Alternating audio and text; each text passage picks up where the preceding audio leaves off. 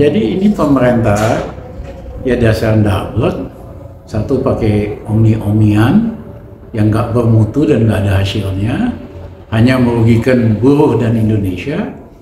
Yang kedua, dia pakai teknik kekerasan untuk penguasaan tanah.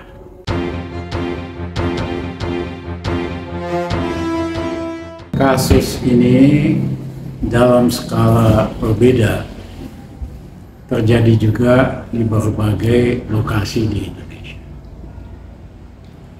Cuman dalam kasus Rempang, skalanya jauh lebih besar. Dan yang kedua, tindakan kekerasan aparatnya juga luar biasa. Banyak sekali korban dari penggusuran paksa terhadap tanah-tanah adat atau tanah-tanah milik rakyat. Terjadi di berbagai lokasi.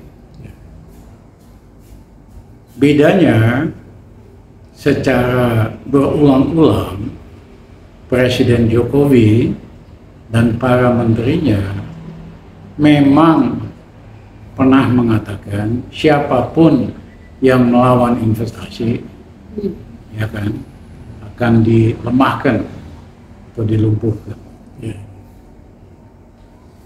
Sebegitu pentingnya investasi sehingga semua itu dikorbankan.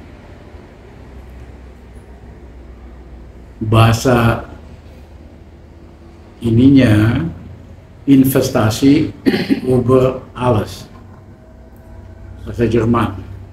Segalanya demi investasi. Atas nama. Padahal tugas presiden itu yang utama adalah meningkatkan kesejahteraan rakyat, mencerdaskan rakyat, bukan untuk istilahnya itu all out untuk investasi. Nah, investasi dengan mengorbankan segala hal, kalau kita lihat sejarah, sama dengan zaman VOC dan kolonial. Mereka mau ambil tanah di mana aja, nggak peduli hak adat, hak rakyat, mereka ambil.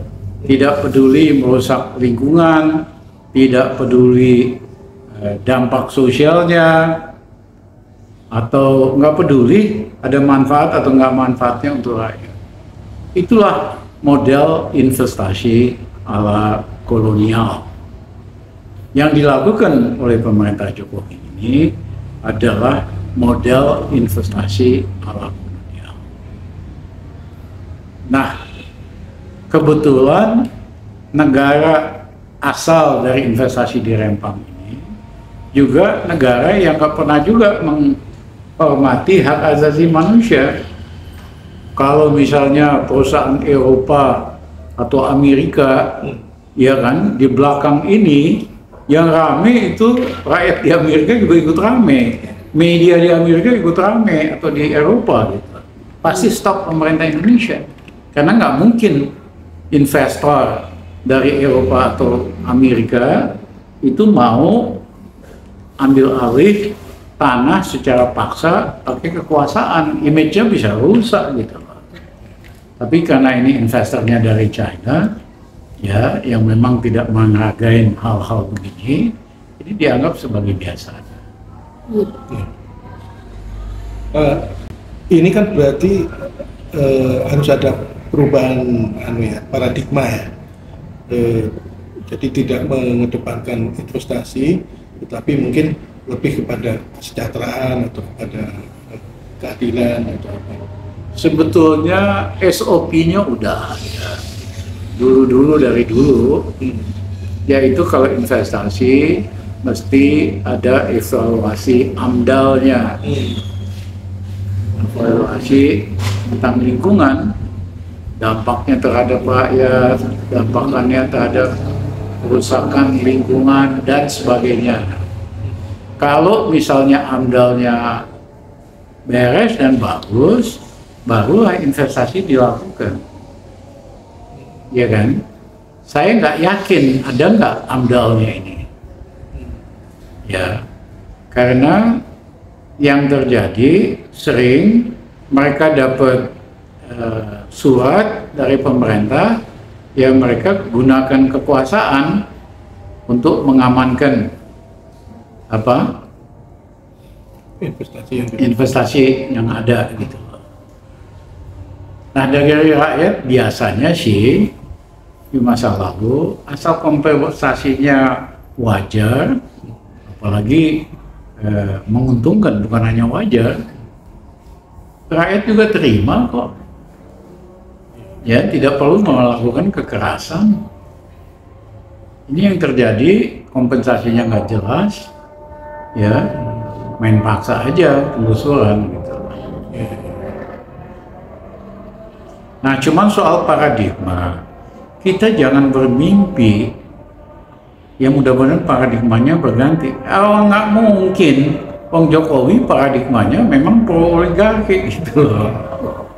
Jokowinya aja dulu yang harus diganti, baru bisa terjadi perubahan. Iya. Sebenarnya logika ekonominya ya, seberapa ya pasti penting ya, tapi seberapa penting investasi asing itu sampai ya kalau dalam bahasa medianya kan media sosialnya kan sudah mengalahkan kepentingan rakyat gitu ya misalnya. Ya, investasi itu perlu. Ya, tapi cara untuk mendapatkannya itu banyak cara. Kalau Indonesia kan aneh-aneh, pakai omnibus law, diharapkan naikin investasi, ternyata kagak. Ya, maksa sampai ngegusur gitu. Coba bandingkan di negara lain yang nggak pakai omnibus law-an.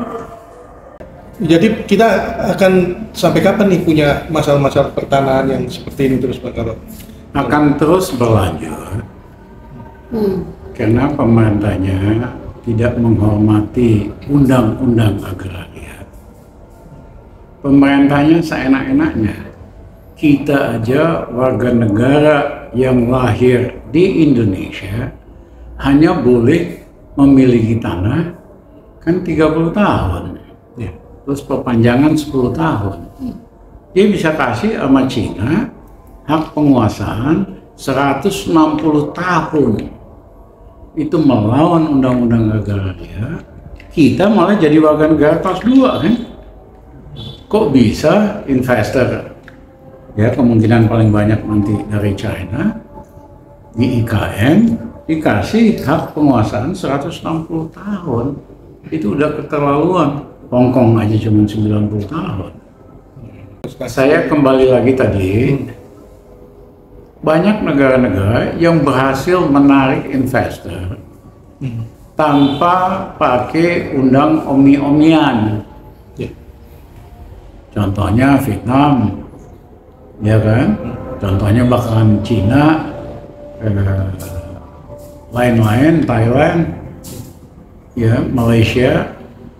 Sekarang Malaysia termasuk fokus investasi tinggi di Asia. Asia Tenggara ya. Nah, yang kedua, mereka juga hati-hati untuk tidak menggunakan kekerasan.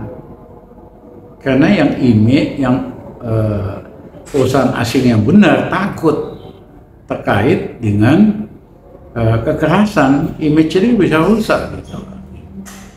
Ya, jadi ini pemerintah ya dasar dablek, satu pakai omni-omnian yang nggak bermutu dan nggak ada hasilnya, hanya merugikan buruh dan Indonesia. Yang kedua, dia pakai teknik kekerasan untuk penguasaan tanah. Nah, investor yang cocok pakai teknik kekerasan, hanya investor dari China, mereka nggak peduli kok. Ya, artinya kita harus membatasi ya, investasi dari negara yang tidak menghormati HAM di negaranya sendiri. Enggak, kalau di negara kita ya harus ikut aturan kita dong.